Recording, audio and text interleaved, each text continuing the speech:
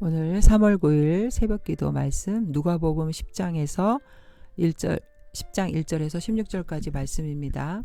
우리의 영원한 직업은 무엇인가?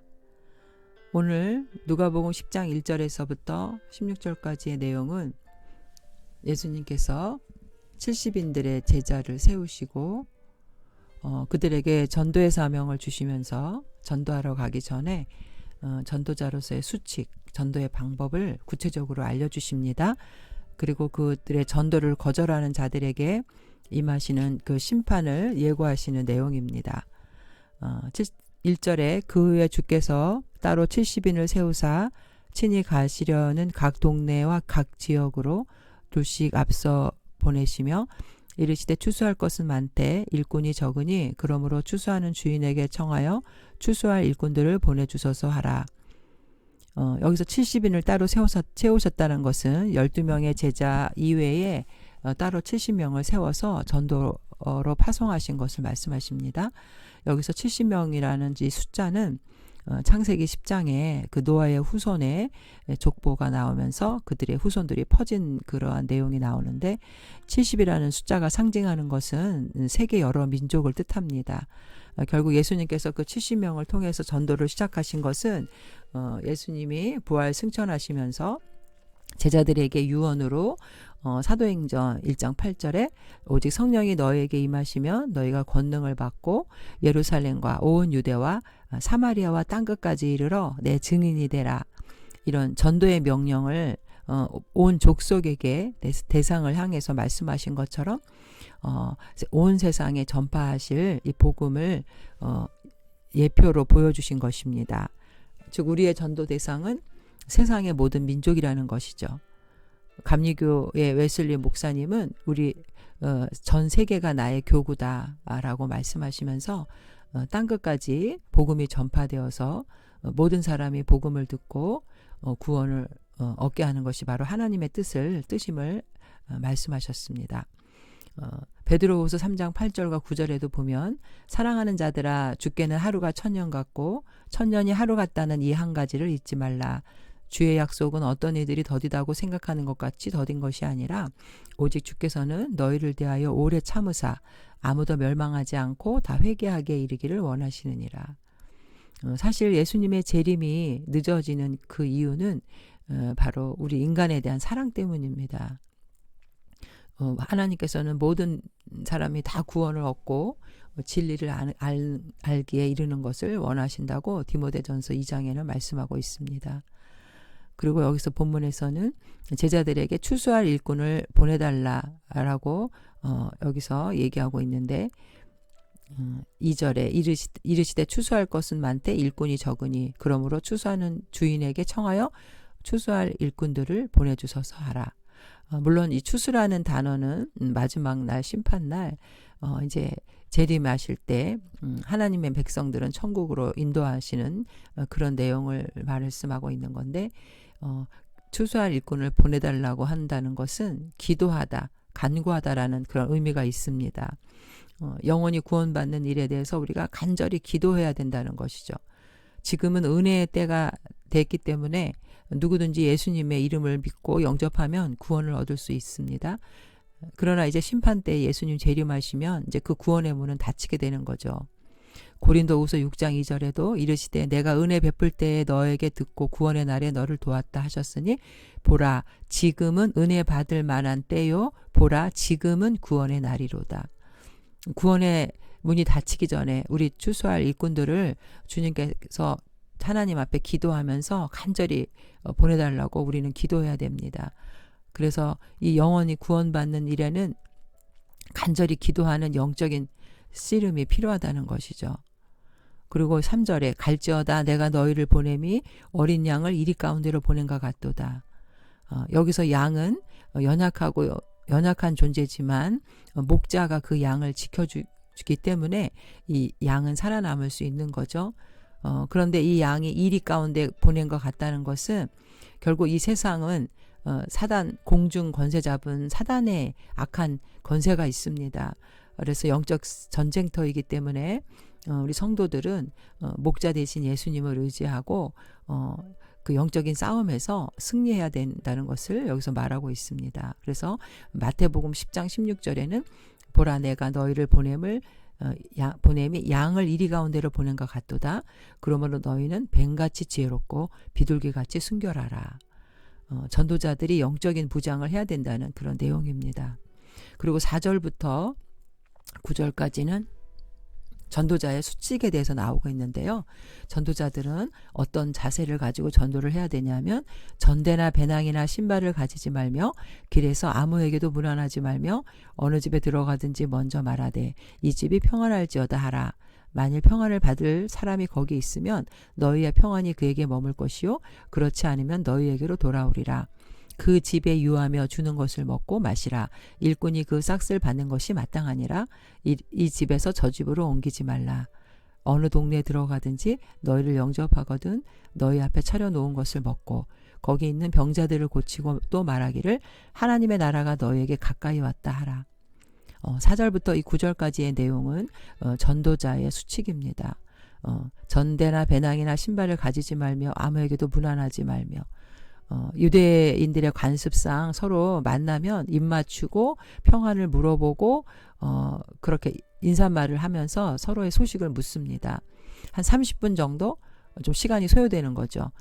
물론 그 서로의 문안을 하고 대화를 나누면서 인사하는 것이 나쁘다는 것은 아니지만 주님이 여기서 말씀하시고자 하는 것은 전도의 긴박성을 말합니다. 급한 더 중심이 어디에 있는지 시간을 낭비하지 말라라는 거예요. 너무 많은 시간들을 인사하면서 보내지 말고 전도에 집중하라는 것이죠. 그리고 어느 집에서 머물든지 6절에 평안을 빌어주고 그리고 7절에 이 집에서 저 집으로 옮기지 말라. 먹고 마시는 것이 중요한 것이 아니라 이제 정말 전도에 집중해서 그 대접받는 것조차도 절제하라는 것이죠. 이처럼 전도의 긴박성을 여기서 예수님은 우리에게 말씀해 주고 있습니다. 때를 아끼라고 에베소서에서도 세월을 아껴서 우리가 시간을 잘 보람되게 사용할 것을 예수님께서는 말씀하고 있죠. 그리고 10절부터는 이제 복음을 거절하는 자들에 대한 저주의 내용이 나옵니다. 10절에서부터 어느 동네에 들어가든지 너희를 영접하지 아니하거든 그 거리로 나와서 말하되 너희 동네에서 우리 발에 묻은 먼지도 너희에게 떨어버리노라.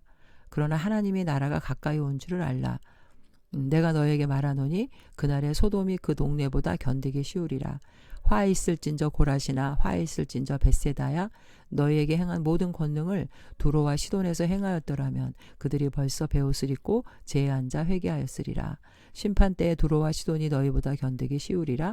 가버나움아 내가 하늘에까지 높아지겠느냐 음부에까지 낮아지리라.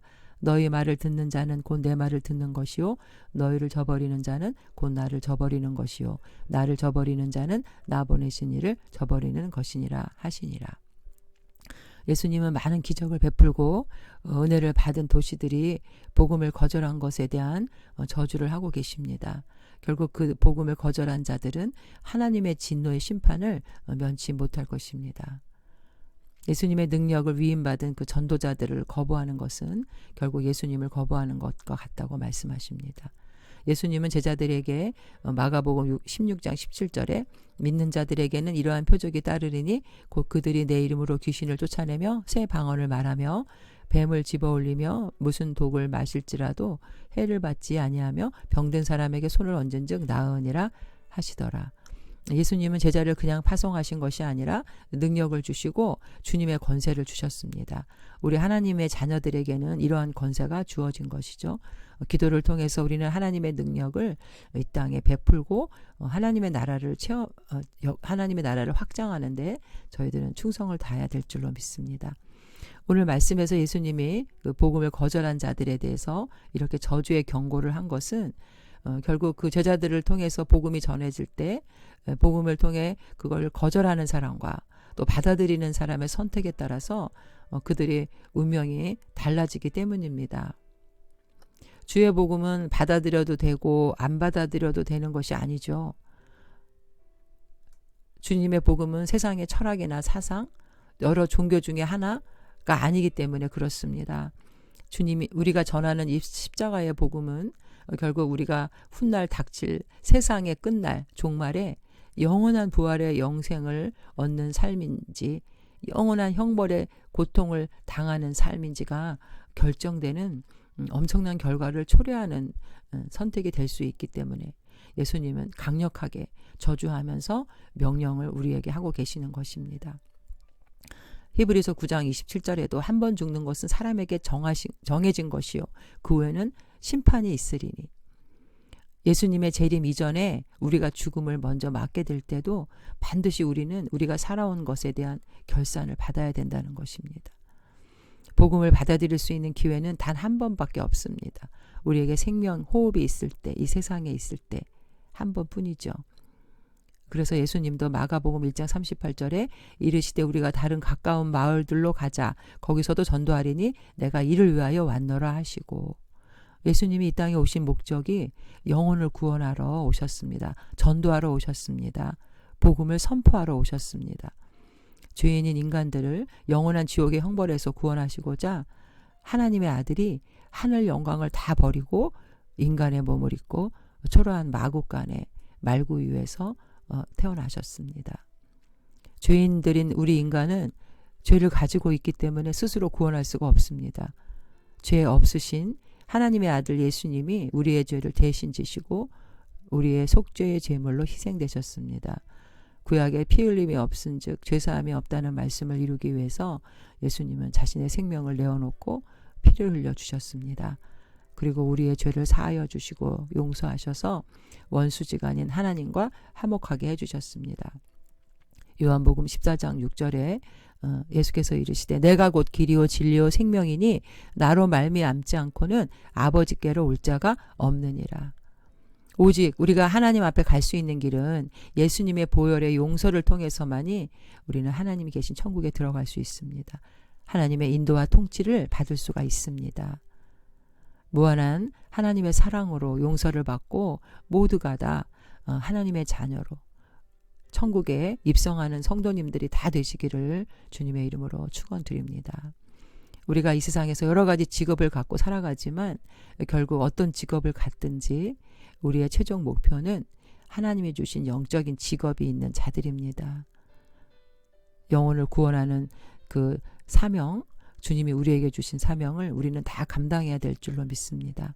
우리가 주님 앞에 갔을 때 결산의 날에 주님은 우리에게 이 땅에서 얼마나 많은 부를 쌓았는지, 명예를 누렸는지, 지식을 쌓았는지 묻지 않으실 것입니다. 우리는 모두가 능력자가 아니기 때문에 그렇게 할 수가 없죠. 그러나 한 가지 주님이 우리에게 물어보시는 것이 있습니다. 내가 너를 위해 피 흘려 죄를 용서하고 사랑해 주었는데 너는 얼마나 다른 사람의 영혼을 위해서 구원의 사명, 사람을 낚는 어부의 직업을 잘 감당하고 왔는지 우리에게 반드시 물어보실 것입니다. 왜냐하면 주님이 이 땅에 오신 목적도 영혼을 구원하는 전도였기 때문입니다. 우리는 구원받은 백성으로 이 전도의 사명, 복음을 선포하는 일에 최선을 다하고 주님 앞에 칭찬받는 자들이 되시기를 주님의 이름으로 축원드립니다. 아멘.